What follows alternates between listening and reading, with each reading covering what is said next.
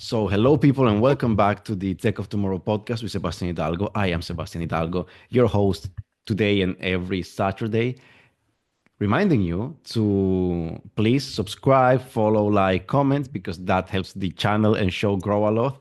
And now that I got it over with the housekeeping, because I want to introduce the guest. Let me introduce you the guest, which is Ioanna, my friend from Dextego. She created a great platform, which I believe has potential to be a future unicorn in the near future. So, without further ado, Ioanna, nice to have you here. Thank you, Sebastian. It's a pleasure, and I'm excited for our conversation. Same. Listen, let's get straight into it. How can you tell people what Dextego is, and then after that, how you created, how the idea came about? Absolutely.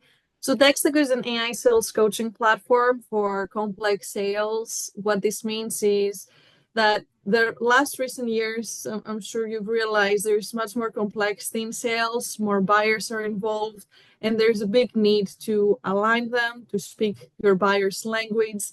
So where Dextego comes in is it helps boost that connection with the buyer by giving you insights on their personality, allowing you to have the conversation before it happens through role play, and giving you very personalized coaching on what you did great, areas that you can improve, taking into account both your go-to-market, your internal best practices, and also the expertise that we have embedded in Dextego by working with sales experts like our common friend Joe Fontana.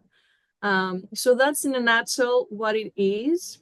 Now, to get there, we pivoted quite a bit. So if I take it 2.5 years back, the idea started as I realized there's a big problem, a big gap when it comes to soft skills development, right? And as someone that has worked a lot with hostage negotiations, you know these skills can be super critical, yet very difficult to develop.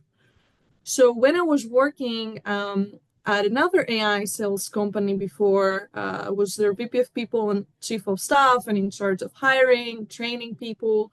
I saw that gap and I said, okay, it's definitely not happening right now with an efficient way. Creating online courses and expecting people to sit down for 2 hours, clicking next, next to submit it, and we expect that suddenly they're better in communications. When people learn from experience, people learn by doing, by failing, by seeing others doing it in action. So we had to really create an experiential learning component outside of just text. And where AI is a game changer is that it can create that personalized experience at scale, connecting it to the day-to-day activities of the user, the client. So it's very specific to their needs, and as a result, can be sticky. So I can learn how to, for example, handle this discovery call I have on my calendar, like at 2 p.m. today, and implement those learnings immediately. Then have that reinforcement loop till I get it. If AI is not involved right now, I mean, what happens is you sit down in, let's say, a classroom type of environment, or you have one-on-one with your boss.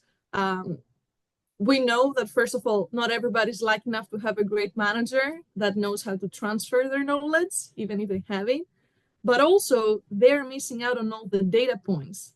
So let's say I met with my boss, 2 weeks ago. There's a lot that has happened till today. So where AI comes in is it allows them to do that coaching, that one-on-one with a data-driven way. But to pause a little here and take it back, when I had that idea of, hey, soft skills development, I really thought that it starts with education. It starts back in school. And I did a lot, and I worked like with some PhDs to write the book around this, the future of learning, and how it really has to be embedded in the core curriculum. Because if we only leave it to the employers to develop talent like that, we are wasting a lot of time that we could have basically created more impact if we had started earlier in someone's career.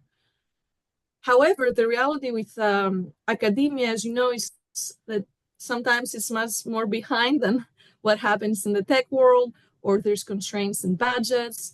So when we saw that it would be much harder to launch there, and we start talking to companies, we realized it's a better fit for the corporate world and specifically within the sales enablement use case. So we now directly, speak to VPs of sales, CROs, and help their team to become more sales proficient so that they can build that trust with buyers, shorten those sales cycles, ensure that they can increase the win rates by having the right conversation with the right person, right? I think that's a huge gap. You teach sellers how to pitch. You don't teach them how to convey the message to equip the buyer, though. And that is very different based on, are they the CFO? Are they like entry level? Are they the champion? Are they gatekeeper? And what is their personality?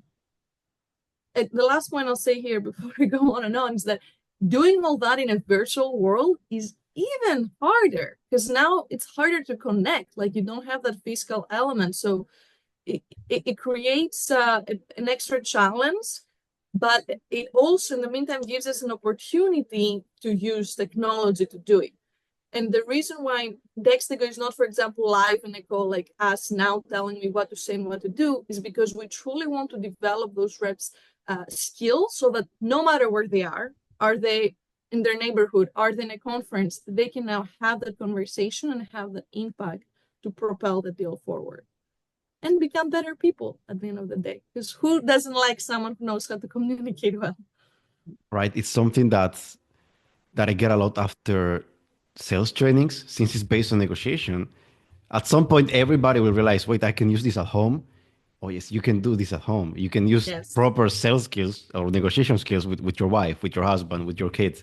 It just makes life easier, not only at work or with clients. It's becoming a better salesperson is something everybody should do just because we first of all get rid of that idea of salespeople as being this annoying, pushy, and manipulative bunch that just cares about money. And I like seeing salespeople, and I didn't make this up, but I like seeing them as compliance specialists because that's what they are. You are in charge of getting somebody to take action on something, to make a shift in their life, be their business life or personal life, depending on what you're selling. So you are a compliance specialist, which means you influence people and get them to do what you want them to do. Now, can that be used for bad? Yes. Should it be used for bad? No. But that's what it comes down to because as salespeople, we need to help. And if you know how to pitch, but not how to convey the message, as you said, you are not in the position to help because, as you said, there are so many stakeholders.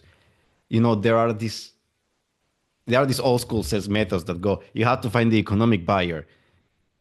It sounds perfect on paper until you realize that the economic buyer is surrounded by at least 3 other people who influence his decision. So the economic buyer is a bunch of economic buyers, and none of them is in the call with you. You have one of them who has to have such a clear understanding of what you're selling that then they are able to pitch it to the other ones. Correct. Yeah. And I want to make also the distinction, like, for example, I think that notion of salespeople being terrible and all that we hear has really started with more transactional sales. Because historically, you have people cold calling, you have people like fighting over features and pricing. That's a very different game than a strategic sale. Let's say in professional services world where for forever trust has been the key. So it's not that there is a huge change in that world. It just has become even harder with more and more people involved. And so anything that you can do to help the buyer understand who they need to talk to, how they need to talk to them, can have a significant impact.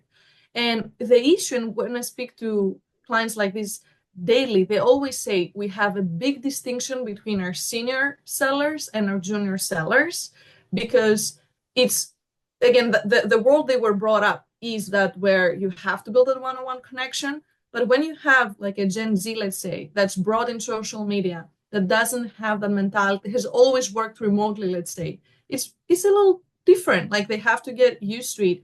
So it's also about how do we transfer that knowledge internally? Because companies have a wealth of knowledge. They know what works. They just don't have the skills or the tools to do that at scale. And that's where you lose. Like today, you can't afford to have a big feedback loop. The feedback has to be instant because what happened today might impact tomorrow. And if you don't change your ways tomorrow, you're going to lose that deal because now you missed an insight, right? So that's where I think it's huge to have tech involved. But at the end of the day, yeah, it's for sure all these human skills we're working on. So I realized it's a little ironic that we use AI to make people better, but it is the only way to do it in an unbiased way today. Because when I was that person doing those one-on-one role plays, I was telling myself, like, I don't know every potential way that client might answer. The rep themselves are good at pattern recognition, right? So if they unlock me and they know what to say so that I can say, yeah, I'll sign, and then they try to apply that to somebody else, it might fall flat. I think it's necessary that we use AI to train soft skills and human skills because our education system is not good at it. So humans created these systems that suck at transferring human skills. The Yeah. education system is actually, I would argue, not built to equip children and young people with the skills they need to succeed in basically any human endeavor. So we need a solution for that. You noticed, which is also true, that the education system will not change and it's not easy to change. So we'd rather do this from the business side where there is an incentive. And the incentive is these people are responsible for revenue. So they are the Mhm. ones that have the most to gain by implementing this. Now, Yeah.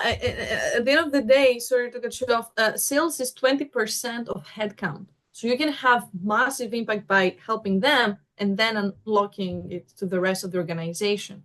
Right? Because you can't just have sales in at the back burner. Like it's sales with marketing, sales with CS, sales with a C-suite. So it impacts everybody at the end of the day. how does it look like in practice? Because, right, I was talking to Joel right before this podcast and we were talking about Dextego. He was telling me that the difference between Dextego and training is that a sales training is me in a room with 50 sales reps. That's sales training. Now, the issue I noticed with that, and every sales trainer knows this, is you give them knowledge, it's 1 or 2 days, it's all very concentrated, and they get bombarded with information.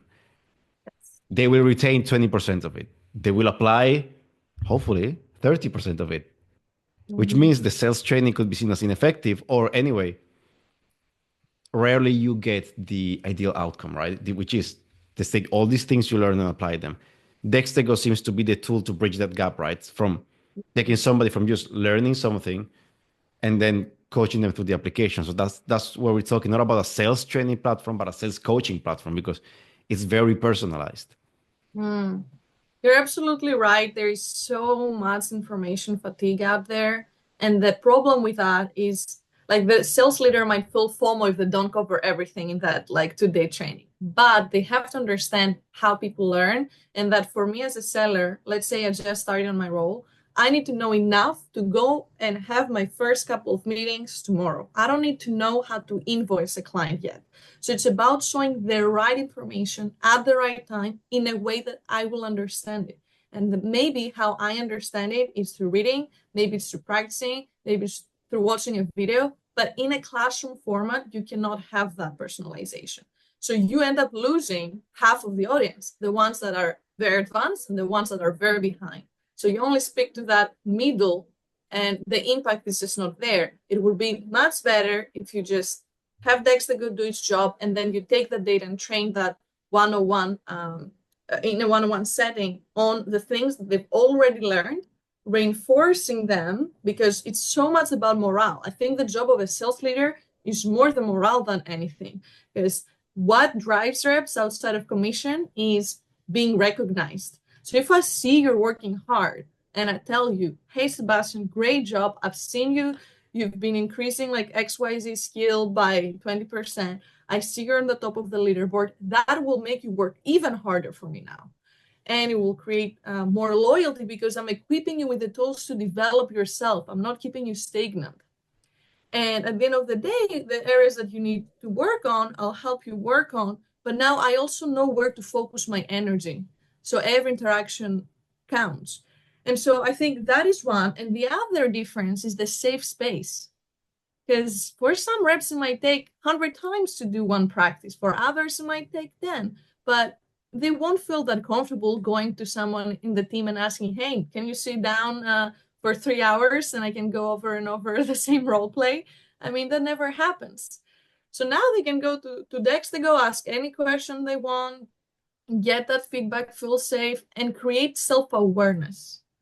Because a lot of times we think we come off a certain way, but in the reality, we don't. We come off like across very differently.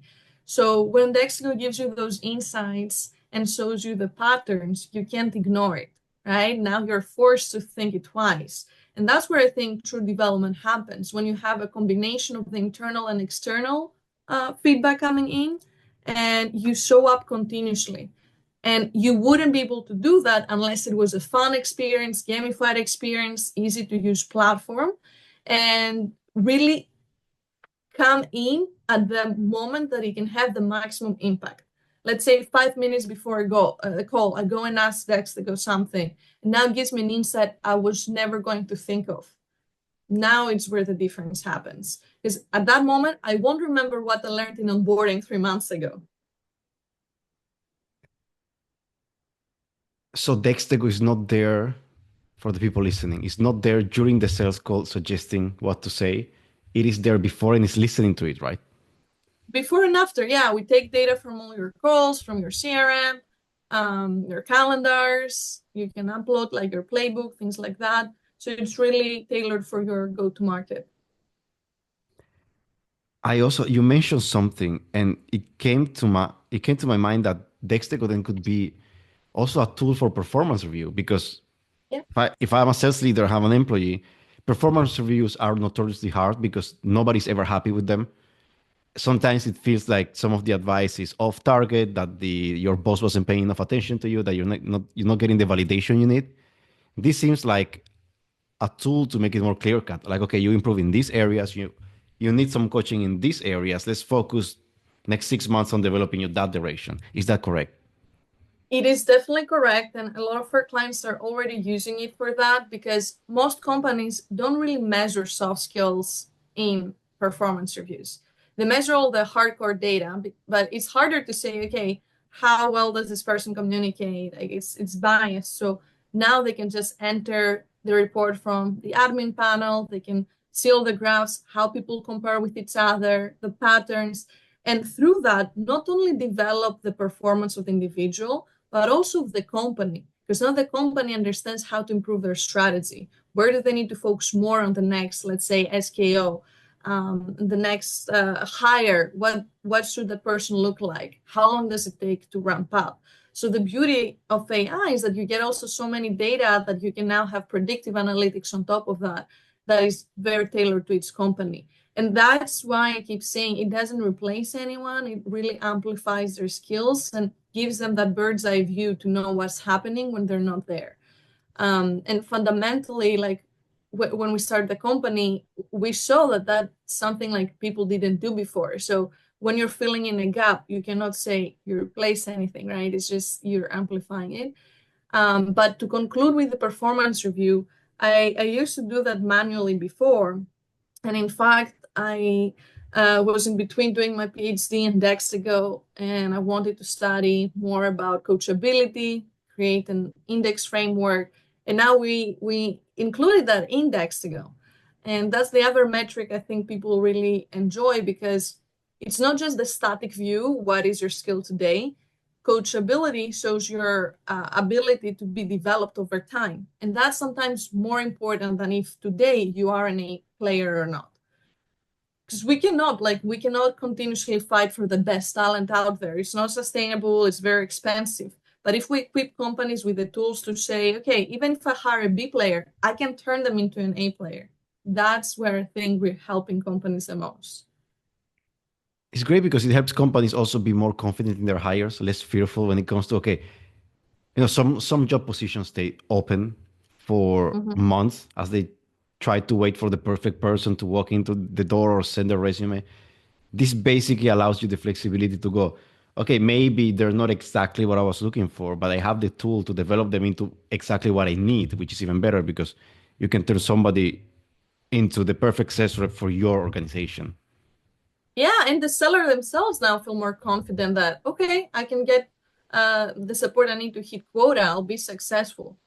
And we know, I mean, attrition is so expensive, right? Like it's so expensive to find someone else and restart. And it's also a terrible market as a seller if you're trying to find a job. Like you need to use this even before you apply to have something to prove. And so, hey, here's my score. Here's everything I've done to improve.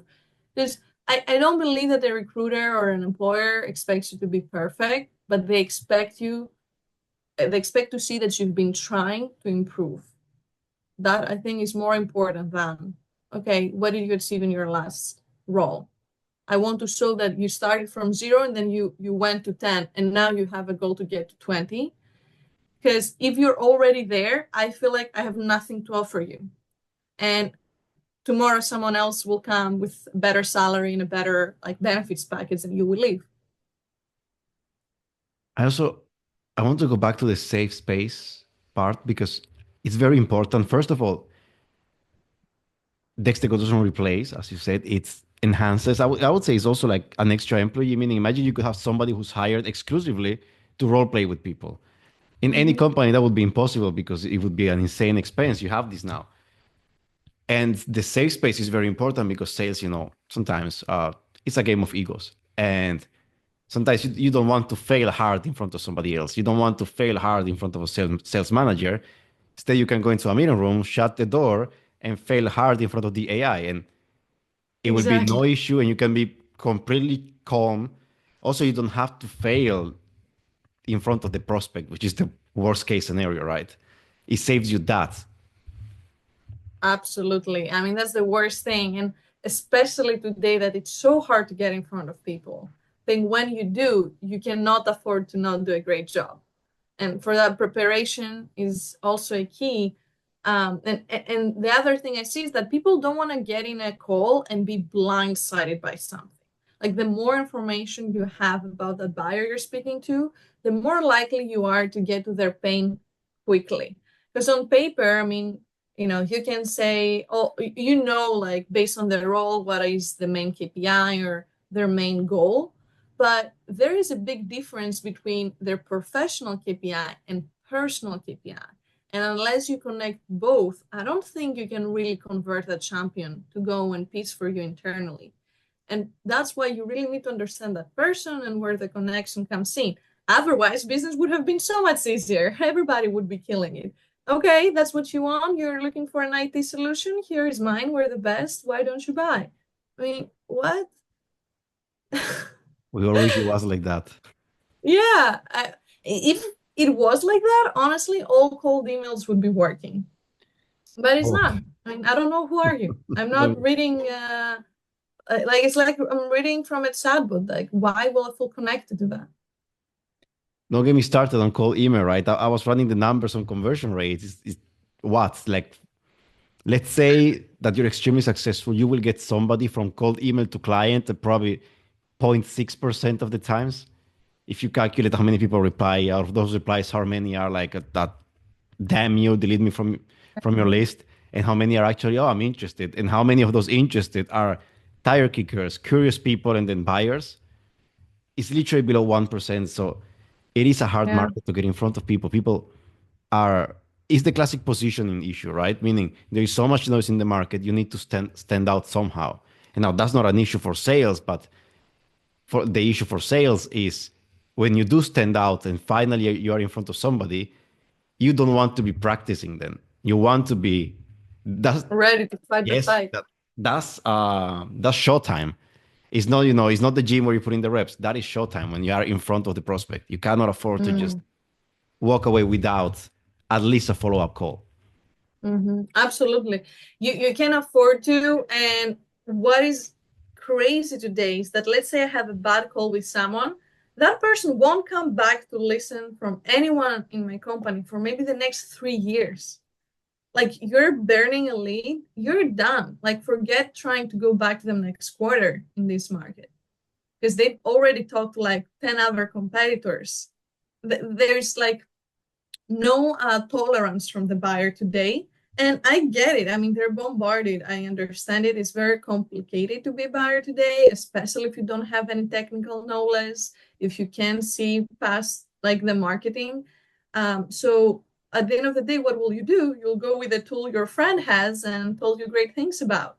So it's all about that networking, the trusted group of people you have, or it's what you see all the time that becomes familiar. So are you really in a position to go against the budgets of the big players and be in all conferences and have ads all around? No. But what you can control is that one-on-one connection. So every time you close a client, you can bet on the renewal, you can bet on the referral, and you can bet on that word of mouth. So it's like we're going back to basics and how business was, 10 years ago, because it's really the only thing that can last. It's why I liked Dextego so much when Joe told me about it before we met, because it aligns pretty well with what I'm building SWOT to be. I developed SWOT to be a trust building sales methodology. Yes, it will lead to a close. Yes, you can use it to just build rapport on a cold call. The goal, however, is that somebody's in front of you and you win their trust in a condensed time frame. Because the moment they leave that call, if they don't trust you, as you said, you're never seeing them again. There's too many competitors going after them, and some of them are bigger than you. Many of them will be cheaper than you, and Yeah. you need to win their trust, and that's what the whole methodology is about. Like, build that trust fast, because you don't get you don't get to swing twice there. You get one shot with each prospect. If you don't build the trust, they will walk away without buying from you. Couldn't agree more. What are your thoughts on because when it comes to sales and AI, there's this thing that keeps popping up, which is AI SDRs. What are your thoughts on those? I'm not a fan of how they're being used today, but I definitely see the potential of how they can be used in the future. And the great thing about AI SDRs, if they're at least good quality, is that they take into account a lot of buying intent signals so that they can create very tailored messages. Now, most of them have fall flat because they sound like ChatGPT. We can all understand them, the same formula. And the problem is like one company comes with a play, then everybody's using it. So next thing you know, everybody and their moms are using the hiring signal. Then like the LinkedIn post, like I can tell like when I'm being outreached immediately if it's a human or not now. And I think more and more people are understanding it. But I definitely can see how if you have more again the transactional type of approach, it can help there. But for those accounts, like your tier one accounts, the ones you really want to get, you cannot use that method.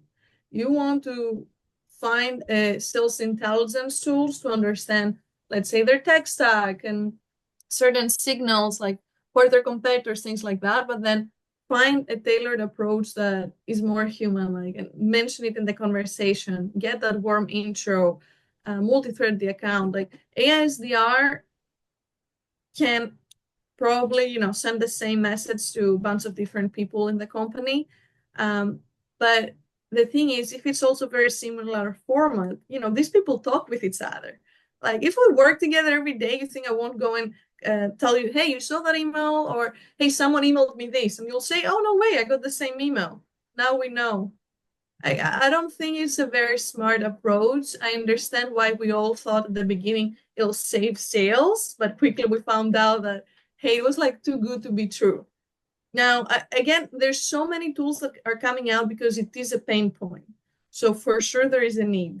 But I just think that the way to go about it is more like combining those signals with maybe a templated email, but that is edited by the human and takes into account more than just the company data, but more personal information. And I'm talking about their like preferred style of communication. For instance, I have friends that the way they type is very, boom, boom, boom, 3 lines or more metrics. Others that write, embellished paragraphs. Like you gotta meet that too. that's if that was what AI SDR would be, I think that would be much more helpful than just sending the same message to everybody. To be honest, I see AI SDRs developing, if they want to survive, right? I see them developing into tools that do the heavy lifting for you, meaning they do the research, they find the signals, they scout Yeah, their LinkedIn, they tell you what they posted about recently. They tell you, oh, this guy's into hiking, and they tell you, oh, we found their Instagram, and he had a daughter last month. So the SDR just gives you a full picture yeah, of who you're outreaching, and then you do your own custom message. Because exactly.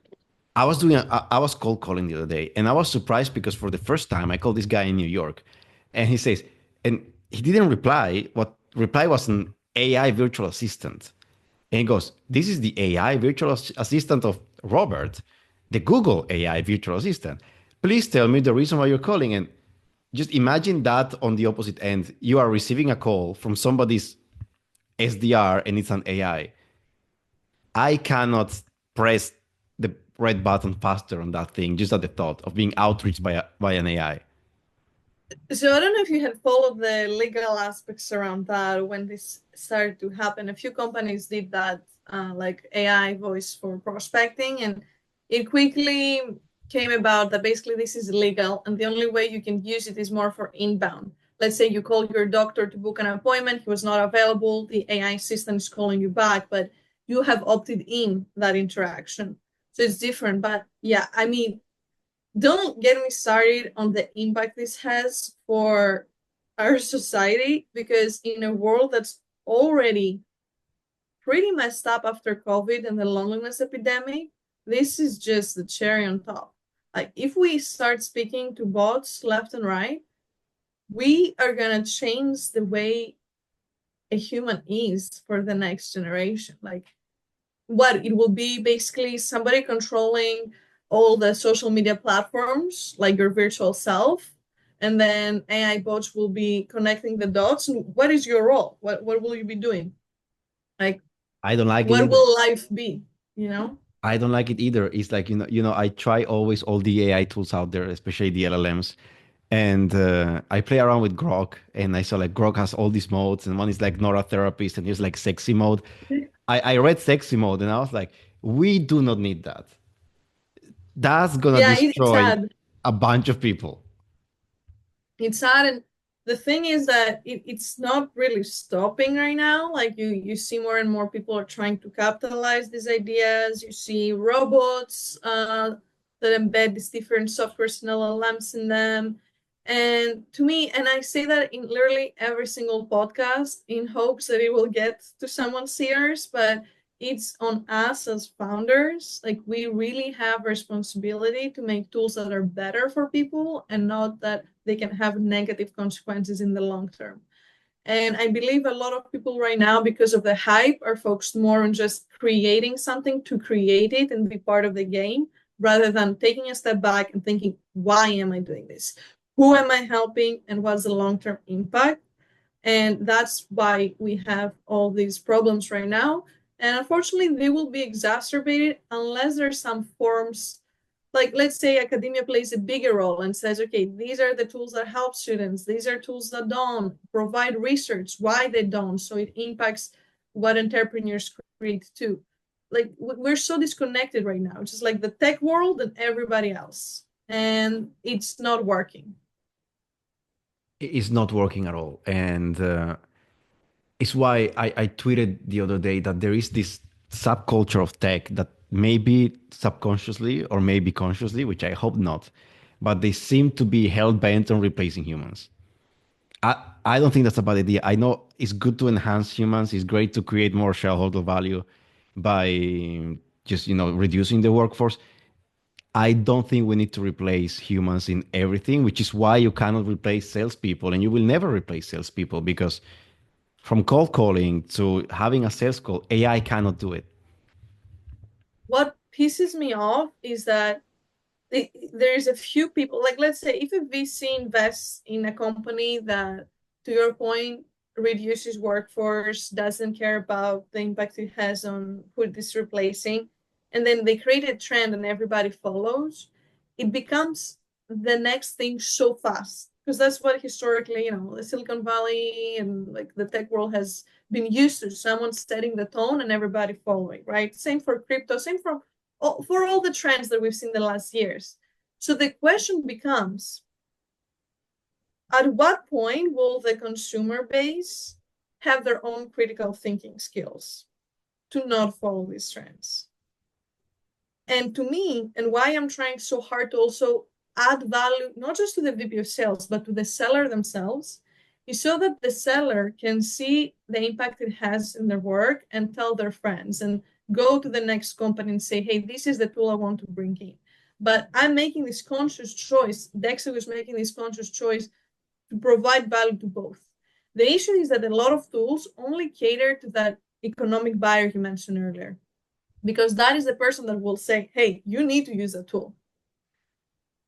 So it's like we need to really help the end users and the consumers make their own choices, but we need to do it by helping them see the impact in their day-to-day jobs, and not just by false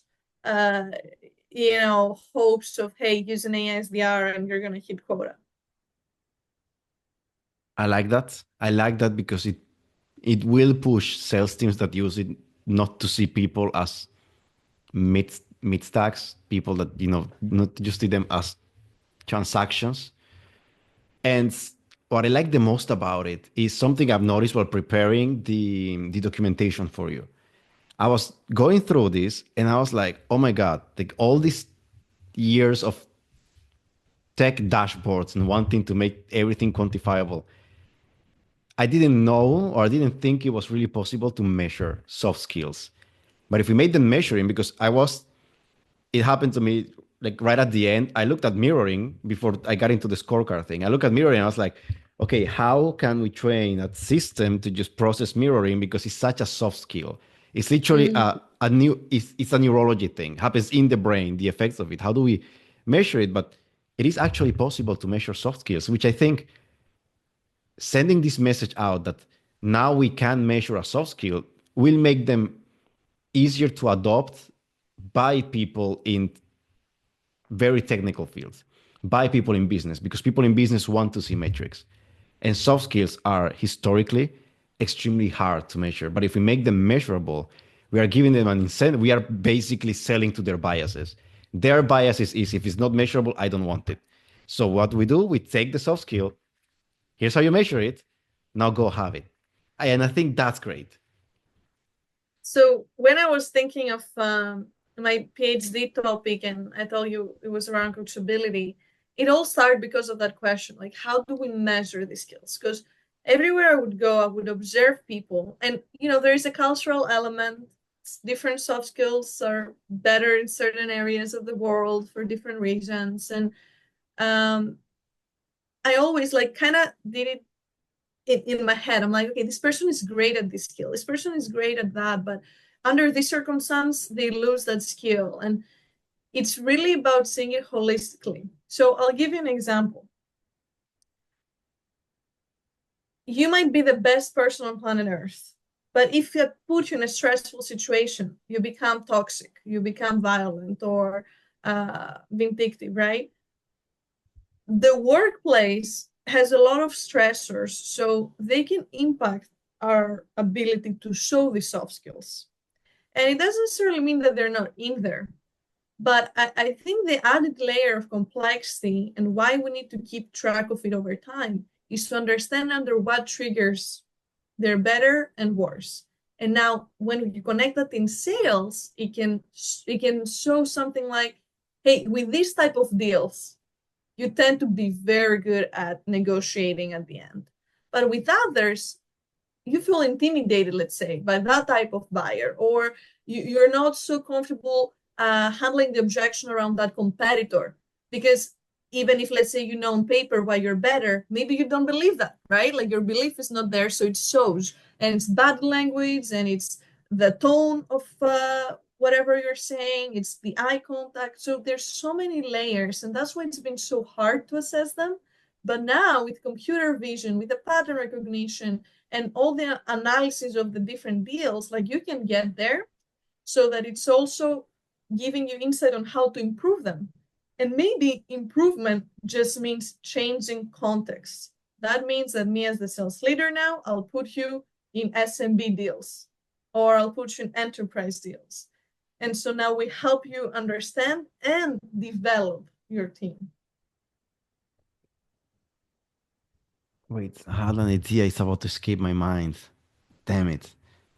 I like this a lot because it will also lead to a lot of personal development. It will get all woo here. I hate it, but if you think about it, if you are selling and you notice that a salesperson notices that their performance goes down when they have to sell enterprise deals, and that the critical moment is when they have to name the price, that's a marker. Because I've worked with therapists, I work with hypnotists, and that is a marker that you might have an issue on how you deal with money.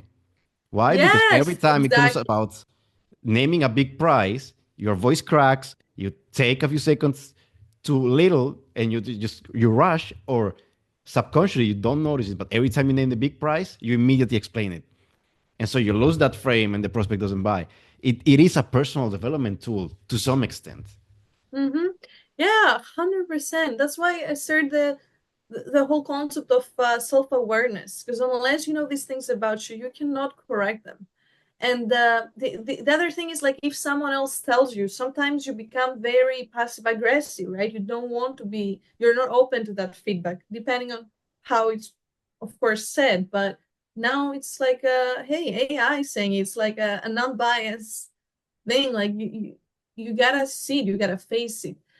I love what you said about the therapies, because I studied psychology too, and I've worked a lot with like people that are therapists, coaches, and the the end result always comes with a lot of questions, right? They have to ask the right questions to you to unlock it for yourself. And what I like about the work we've done with Dextego is that it will take a lot of information from the admin, like to understand the company, but it will also ask questions to the persona, like the end user, to understand how they say things. Because we're not trying to make everybody sound the same. Like, here's the best practice, just mimic it. No, how can I understand you as a person and just boost your skills? Because you also have different needs, right? You might want to be an SDR for the rest of your life. You might want to become an AE. You might want to get to leadership. These are different routes, different development needs, and you need to meet the person where they are. So, and that's what I think a therapist is very good at, making it about you, putting you in the forefront and asking you questions, not giving you the answers. That's where true coaching comes in. So when you put in the work, like you do the role play, you're answering the question, and then we're just giving you a different perspective, or we highlight things that you already said. That's when it's actually you learning. But if you ask ChatGPT, give me a perfect script for this, that's not learning. And that's why you need to create tools that have a good mix of, like, hard work and reward. But unfortunately, we are living in a world where we're so used to that, fast consumption and easy answers. And I don't want to put the hard work in it, that it's a challenge. Like, now, it's not just about making good coaching, it's making a good software and a user experience to get that user to get hooked. So you see how complicated it is, like a thing that has been happening forever, sales training, to make it work online. It is. And I think it is precisely because sales is so uniquely human. It's a game of rejection, right? So, as many salespeople say, you have to eat shit for a while to get good at it. And then, even after you get good at it, you will be rejected more times than you will be accepted.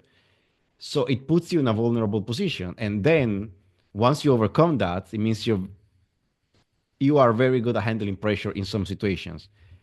Now you have to deal with the other person, because the sales interaction starts when you ask the right questions, which is why I like to compare with therapy. The best salespeople ask the best quality questions. But that means you need to be able to now not just manage your emotional state, you're managing the prospect's emotional state. And you're trying to Yes. actually bring out the emotions they connect to their tech stack and their career. Because otherwise, you're not going to be able to actually leverage what you need to sell properly. So the big difficulty of turning sales training into sales coaching via software is the fact that it's so human, I think. Love that. And I think the misconception people have is that you need to unearth the need the person knows they have. Sure, but there's also a need you need to unearth that the person doesn't even know they have. And that journey is very different because you don't have the information from the get-go. You're understanding and you're kind of like thinking on the fly, right? So to me, true sales, which is this, it's such a strategic profession. It's so hard. It requires a lot of emotional intelligence, but also IQ. And that's why I like what you said at the beginning, sellers have had such a bad name. Like we're truly trying to put back a good name for them because it is something that you should admire. And I feel like people who look down upon them or when you're getting rejected by somebody, they've never done sales themselves, right? So they don't have that empathy of how hard it is and what you're trying to do. But I really am trying to also explain to the world that, hey, it's actually very hard to do it right. So be patient when you're in a sales cycle. Of course, if the person is annoying, I'm not saying, sit down and listen, but it's all a process. And if you give the other person the room to develop, you're really helping the society overall. I think we just don't have patience anymore for anything. That's Yes. how I see it, and it's really sad. So of course you need to do that prep behind the scenes, but also if you're like, let's say, very early in your career, be honest about it. Let's say you went in a call and you're stressed, and just take a moment. I'm so sorry, I spoke too fast. This is my first call in that company just started. Like, it's human, as you said. So don't act fake. Be open about it. And that vulnerability that you're showing will also help the other person connect. I I love how you brought up about the fact that sometimes people don't know what they need, because I think it's most of the time, which is why the SWOT methodology is so heavy on questions, because people suck at articulating what you need them to tell you until you Mhm. question them properly. And I had this situation a couple of years ago with a friend of mine who, him and I have opposite sales approaches. He comes from direct Okay. response, heavy cold calling. It's yes or no during the cold call, and that's success or failure. Meanwhile, my approach is more, as you know, relational, ask questions, find the need behind the need, and then that's what you sell to. And he goes, okay, walk me through this sales process of yours. I walk him, and he interrupts me right as I was about to close him. He interrupts me and goes, well, I don't like this. Why did you ask me all these questions? I told him, because you don't go to the doctor, tell him you have a headache, and he will give you chemotherapy. He doesn't know what you have until he diagnoses you. Because as a patient, you don't know what you have. You know that you have you know you're suffering, and you want the doctor to get rid of it. But the doctor's job is not just to end your suffering; is to find out why and cure you.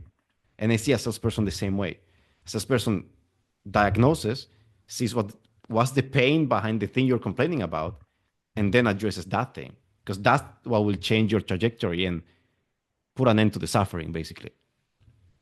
And I love how one of your questions there was, okay, sounds like the value is not there for you yet. Like, tell me more.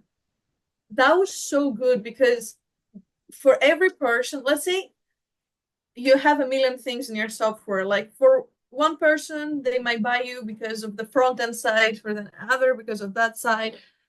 You need to truly understand what does that person consider to be valuable, even if you think you know. So like I do a demo, let's say, and I ask people, okay, what resonated with you the most? Like, what were the things that really stood out? And the answers are super different.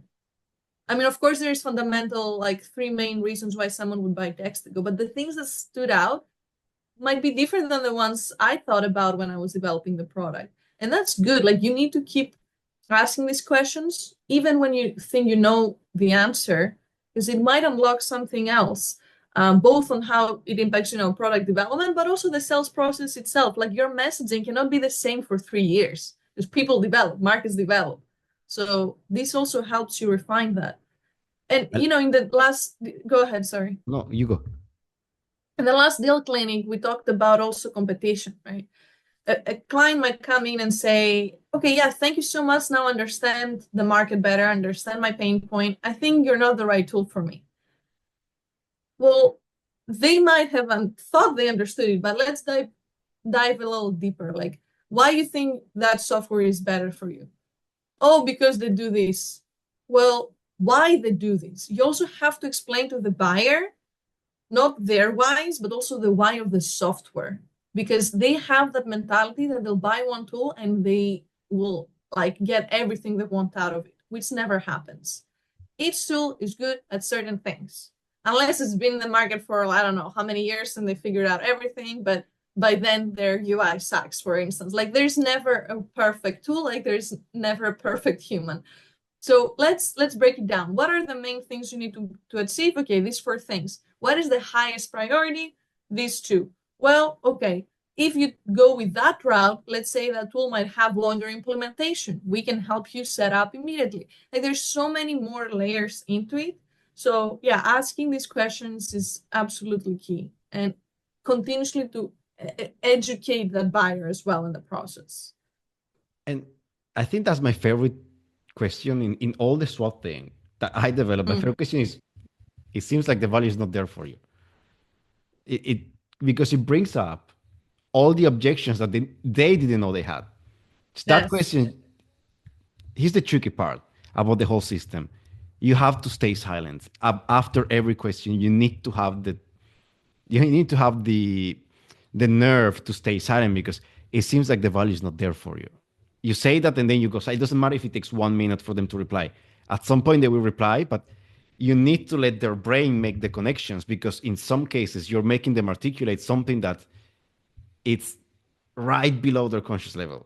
When they finally Mm-hmm. bring that up, they will give you what's actually holding them back from buying, which is why it matters so much. And also, I like how you ask them what they like about the product and what stands out instead of asking them why do you like it, because I have there is an issue with why questions, which is why tends to feel accusatory, and people get put off by why just as a 3 letter words. You ask them what stood out for you, that will that will put their brains to work. After a few seconds of silence they will go, oh yes, this and that, but I think it's missing this. Then you have another Mm-hmm. piece of information that's very important. Mm-hmm. And you're so right that you need to pause for sure. But also with that, you give them the opportunity to explain for who the value is not there. Because maybe what they've been thinking, like let's say you're speaking to the champion, is, oh, the value won't be there for my boss. And I can't see myself making that pitch internally. That is a very different thing than saying, yeah, I'm not going to use this tool, I don't like it. So you also get to learn how the company operates and how to approach the other people involved. And that's so important because in many cases, especially in enterprise deals, the Mm-hmm. sales cycle ends up becoming 8, 12, 18 months, many times because your champion doesn't know how to pitch it internally. And you will Exactly. never notice unless you take the time to listen to them and to realize that, hey, this is a technical guy. It's a CTO that knows everything about the tech stack, but they had a couple failed projects. So now the CEO and the CFO don't trust it that much. And they're afraid that he's going to fail too and punch a hole through the budget. So Yeah. sometimes listening properly to a prospect will let you know, okay, this person needs some coaching on how to pitch this internally. Otherwise, the deal is not going through. And that's why you need to use Dextego. That's why you need to use Dextego. Listen, we are already on top of the hour. I like to end it on that note. However, how can people try out Dextego? Yes, we actually just launched the freemium model, so they can go on our website. They'll see big buttons there to try it for free, or else they can go at coach.dextego.com and create a profile there. It's pretty easy. Sounds pretty straightforward. People try the freemium version of Dextego. I think you would like it if you're in sales. Ioanna, where can people find you, talk to you, ask you questions that I didn't ask? Tell us that. I would say LinkedIn is the best place. I'm pretty active there. Ioanna Mantzouridou Onasi. It's a long name, so maybe we put it in the show notes so people can actually find it. But yeah, LinkedIn would be the best bet. Just DM me there. It's always in the show notes, her links below, including the link to the Dextego website so you can have the freemium version. So, people, Ioanna, any last words for people in sales listening to this? Hey, just try your best every day. That's all you can do. If you show up and you do your best, no matter the result, at least you'll feel good with yourself.